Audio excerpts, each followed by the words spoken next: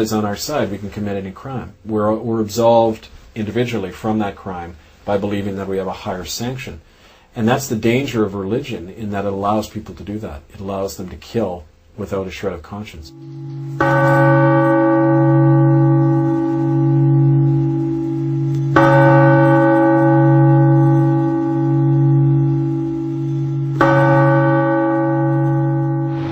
church knows where our children are buried.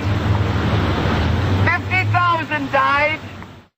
Even in the sunlight, the Alberni Valley was draped in fog that first morning I arrived there in the spring of 1992.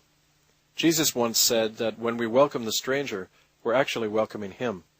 But how could I have known that by opening my door to him and to so many others, I'd be closing the door to all that I knew? Nothing was clear to me at first. I felt like I was on the brink of something, like standing on a dock, waiting. What was clear was that I was heading for a job interview at St. Andrew's United Church in Port Alberni, on Canada's west coast, where I hoped to become the minister. When I walked through the doors of that church, I knew there was a deeper purpose that had brought me there. And sure enough, I got the job. There were no Native people in my church when I got there. You know, there was like 20 people in the pews on a Sunday, and they were all white. They were like retired loggers and millwrights, and about a third of the population was Native, and there were no Indians in any of the white churches. There were no Indians working in the stores anywhere, you know. It was just a totally apartheid, and it still is. It's very much an apartheid kind of community. And that's actually one of the things that got me interested, just a little anecdote. When I went up at the end of the first service, I went up to the chair of my board and I said, you know, Fred, it's kind of odd there aren't any Indians around, you know, like, where are they all? And he got really defensive, and he said, well, they keep to themselves, we keep to ourselves, and everybody likes it that way. And so when I went out I got called out to the local Seychat Reserve to conduct a wedding a few weeks later. I asked a man who I was marrying, Danny Gus his name was. He was a retired native fisherman, and he had gone to the Alberni school.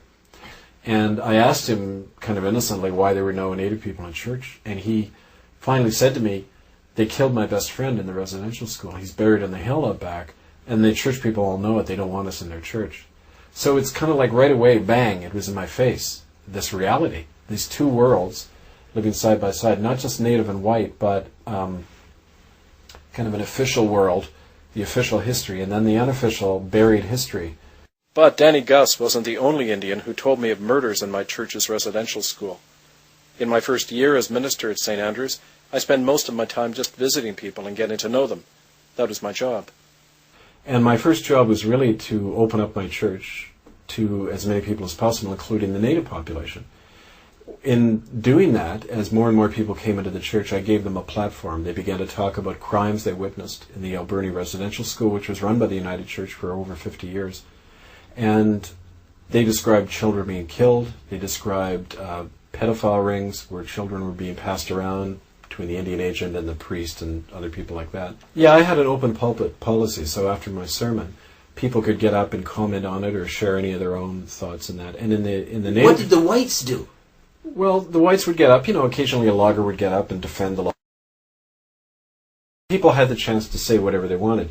And Native people in their tradition, they have like speakers who are officially delegated to talk. And so to give you an example, there was a man, Alfred Keene, in his own language in church, which was quite something. It was quite beautiful when he did that. But then as speaker, he began to talk about other things, and other people who got up would then share stories of children being murdered in the Alberni Residential School. That was later confirmed by a woman called of a little girl by the principal of the Alberni School in 1946. Well, this fellow who Harriet claims killed a little girl called Maisie Shaw, his name was Alfred Caldwell, and his daughter was right in the congregation. She was part of the old guard of my church. Did you believe it? Well, when people who don't know one another keep telling the same story over and over again, even if you're skeptical, you have to accept the fact that, you know, it's a commonly told story. And when people began to go further and tell me things that I found later being validated in documents, then you can't deny it.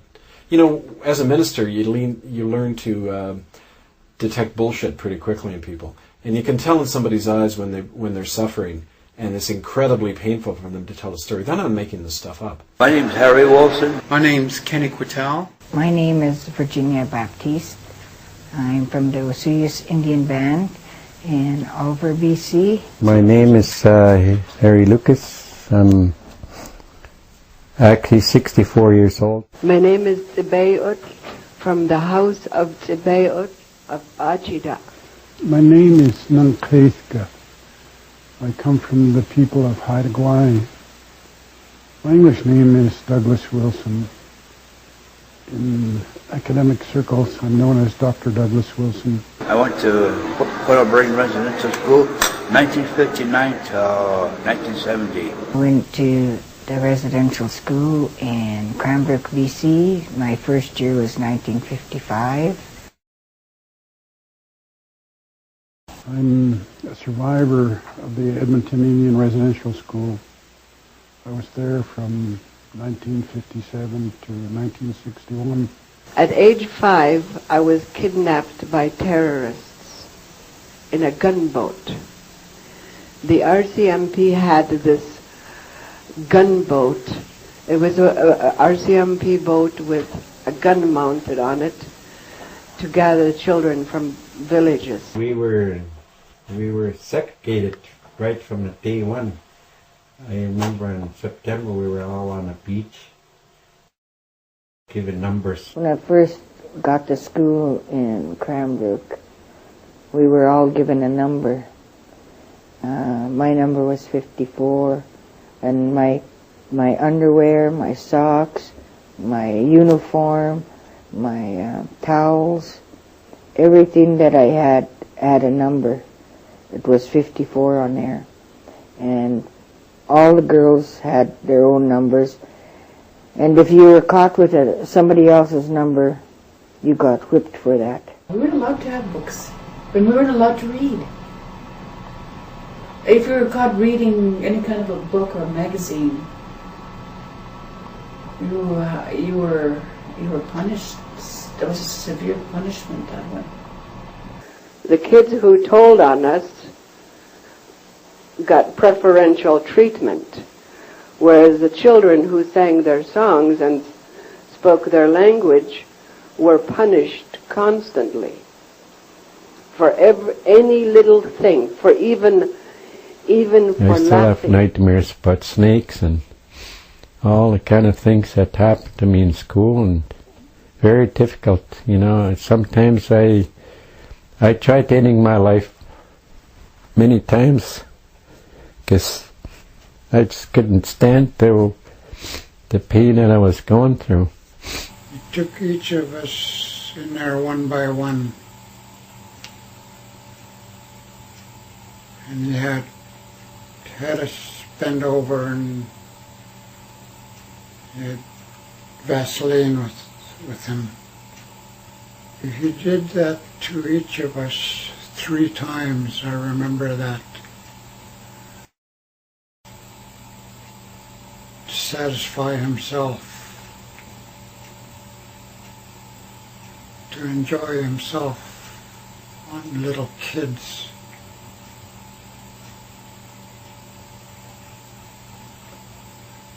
I forgot how old I was, either 6, 7, or 8, maybe 9, I forget. But I remember, I'll never forget, Mr. Moore. He said, "You know what, sis?" He says, "I can't wait to get out of this hellhole. I'm going to tell everything."